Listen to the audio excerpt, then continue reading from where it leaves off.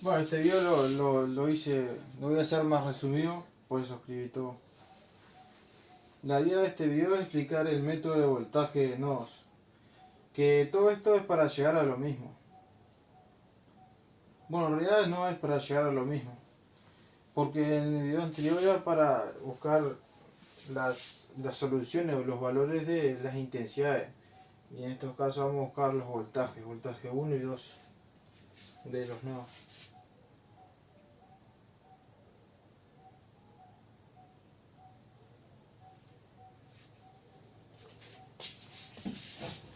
A ver cómo hacía esto.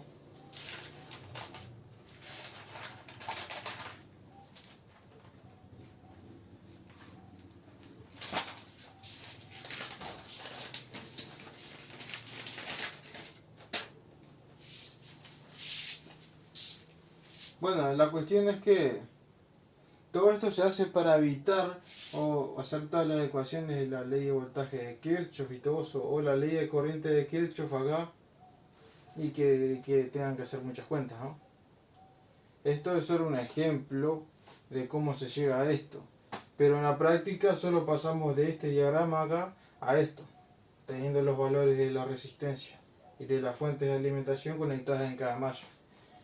Se utiliza este diagrama porque es más fácil usarlo así que ver esto así. Queda más lindo así. Bueno, en resumida, esto dice que estamos en el nodo 1 calculando esta ecuación y en el nodo 2 estamos calculando esta ecuación. Acá tenemos 1, 2, ¿de qué estoy diciendo? 1, 2, 3, 4, 5 nodos. Como dice acá, 1, 2, 3, 4, 5. Lo expresamos de esta forma para que se entienda bien cómo circulan las corrientes. Acá entran una corriente por acá y una por acá, y esta se bifurca para este lado y para este lado, y esta se bifurca para este lado y para este lado. Bueno, la ley de corriente de Kirchhoff dice que todas las corrientes que entran a un nodo, sí, en realidad se explica de otra forma. Dice que todas las corrientes en un nodo debe ser igual a cero. La suma de todas las corrientes que pasan por un nodo deben ser igual a cero. Eso dice. Por tanto, acá pasa una, dos y tres corrientes, así que la suma de todas estas porquerías tiene que ser igual a cero. Por eso estas ecuaciones se igualan a cero. No sé si me explico. Esta corriente más esta corriente más esta corriente debe ser igual a cero por la ley de corriente de Kirchhoff. Así que sabemos que estas ecuaciones son sumas de corrientes. Cada fracción es una corriente. ¿Y por qué se expresa en forma de fracción?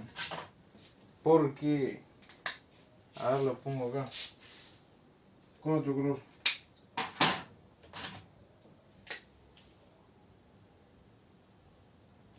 Porque la ley de Ohm dice que la resistencia es igual a voltaje sobre intensidad. Pero si despejo esa ecuación, me queda que la intensidad es igual a voltaje sobre resistencia. Que es lo que vemos en todos estos casos, voltaje sobre resistencia. En algunos casos hay diferencia de voltaje porque es la forma de calcular la intensidad en ese lazo. Esto es un lazo. Bueno, vamos a ver este primer ejemplo, el nodo 1. Dice que tenemos la corriente de B sub 1 menos B sub A, que es la diferencia de tensiones, ¿no? B sub 1 es la tensión que hay en el nodo 1 respecto a un nodo de referencia, que es el nodo 3 o el nodo tierra. B sub 1 menos la tensión de la fuente sobre la resistencia A es una intensidad, que es la intensidad que entra al nodo. Y bueno, después B sub 1, que es la tensión respecto al nodo de referencia sobre la resistencia B, nos da esta corriente. Y así sucesivamente. La diferencia de voltaje 1 menos voltaje 2 sobre la resistencia nos da esta corriente. Si invertimos los términos, como pasa en este caso, sobre la misma resistencia pero con los términos invertidos en el numerador, estaríamos calculando esta corriente, que sería 2 voltaje 2 menos voltaje 1 sobre la resistencia de colector. Estos voltajes de los nodos siempre son respecto a la referencia, al nodo de referencia 3. O sea, es como si pusiese un multímetro entre la Tierra y este nodo, y entre esos dos nodos tenga una resistencia, algo así, a un conjunto de elementos. Por eso es muy útil este diagrama, porque se ve más fácil así que verlo así. Bueno, en conclusión, pasa lo mismo con el nodo 2.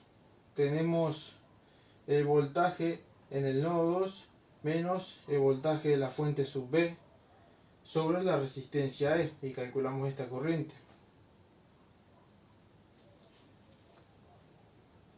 Y en este caso tenemos el voltaje en el nodo 2 sobre la resistencia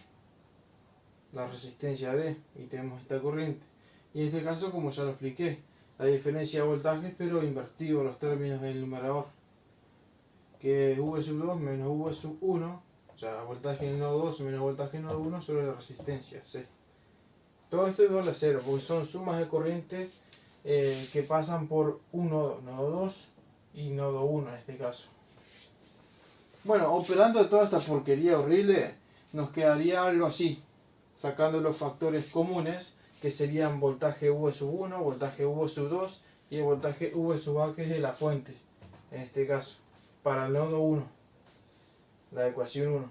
Operando en la ecuación 2 nos queda de esta forma, que sacando los factores comunes V sub 1, V sub 2 y V sub B, nos queda de esta forma.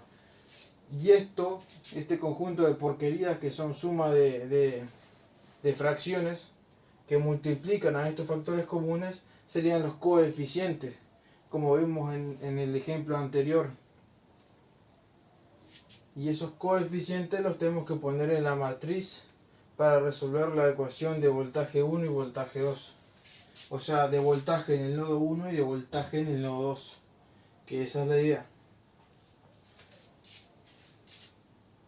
Por tanto, la primera ecuación se pone acá arriba, los coeficientes. Y la segunda ecuación se ponen acá abajo los coeficientes para la matriz a calcular. Como podemos apreciar, en el voltaje 1 tenemos la suma de fracciones la suma de los inversos de RA, RB y RC. Como ya acá, RA, RB y RC. En el voltaje 2 tenemos el negativo o el opuesto del inverso de RC. Y abajo, en la ecuación de abajo, tenemos V sub 1 como el negativo del inverso de R sub C. Y en el caso de V sub 2, del nodo 2, tenemos la suma de los inversos de RC, RD y RE, o R sub C, R sub D, R sub E. ¿Se entiende la idea? Ahora, ¿por qué digo que, bueno, en este caso, como está negativo, se puede sacar este negativo y poner un negativo acá, lo mismo. Pasa hacia el otro lado de la ecuación como positivo, por eso queda V sub B sobre R sub E. Y en este caso lo mismo, recíproco. Hay que tener en cuenta que estos valores de negativo y positivo son si en el circuito tiene esta polaridad la fuente. Eso hay que tener en cuenta. Si yo cambio la polaridad de esta fuente, por ejemplo en el nodo 2, lo que va a pasar que en la ecuación 2 esto me va a quedar positivo y al pasarlo al otro lado va a quedar negativo. Eso hay que tenerlo en cuenta. Y recíprocamente en esta ecuación con esta malla. En la ecuación 1, si se cambiara la polaridad de la fuente. ¿Por qué digo que esto es más fácil que andar planteando todas las ecuaciones y todo esto? Porque toda esta porquería horrible se puede omitir. Sabemos que esto es genérico. Es genérico en el sentido de que en este primer numerito, o sea, en este recuadrito de la matriz, tenemos que poner la suma de los inversos de las resistencias RA, RB, RC. Por tanto, si sabemos los valores, bueno, para para este caso particular de circuito. Puede cambiar el circuito, pero es lo mismo. Si sabemos que en el nodo 1 tenemos 3 resistencias o tantas resistencias acá, simplemente operamos para que nos queden 3 resistencias y hacemos la suma de los inversos. Y recíprocamente, pero de este lado, en la esquina inferior derecha de la matriz, lo mismo. Si tenemos 3 resistencias y sabemos los valores, hacemos la suma de los inversos de esa resistencia y nos evitamos calcular toda esta porquería. Y acá lo mismo. Como sabemos que siempre va a ser el inverso, el opuesto del inverso de R sub C acá y acá, simplemente tenemos que saber el valor de R sub C. Y ya está, y acá lo mismo. Lo único que hay que tener en cuenta acá son los signos según la polaridad de cada fuente.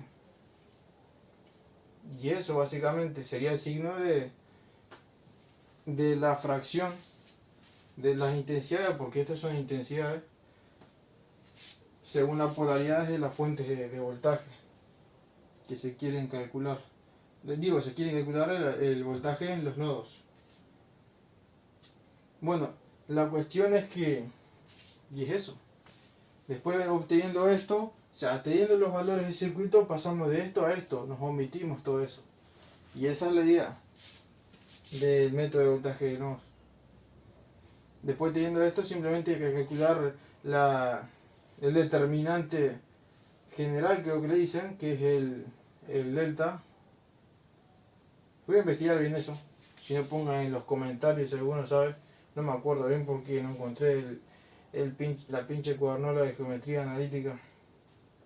La cuestión es que el determinante del triángulo se calcula este por este menos este por este.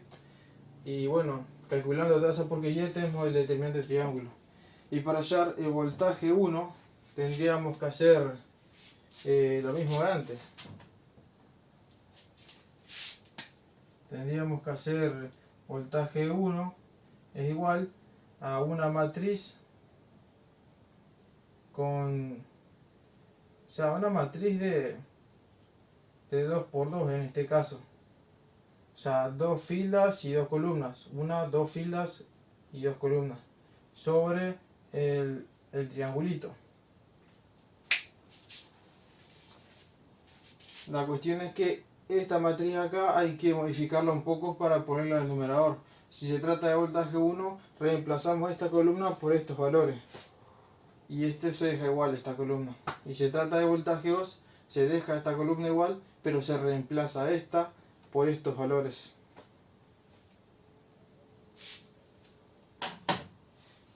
Y eso básicamente. A ver si quedó. Bueno, voy a mover un poquitito para que se vea. Ahí se ven bien las ecuaciones. Suscríbanse, denle like, compartan, comenten. And sometimes you just gotta believe there's something that'll give you relief. There's something that'll have what you need, what you need. We're broken, it's tragic, we're not all elastic, but maybe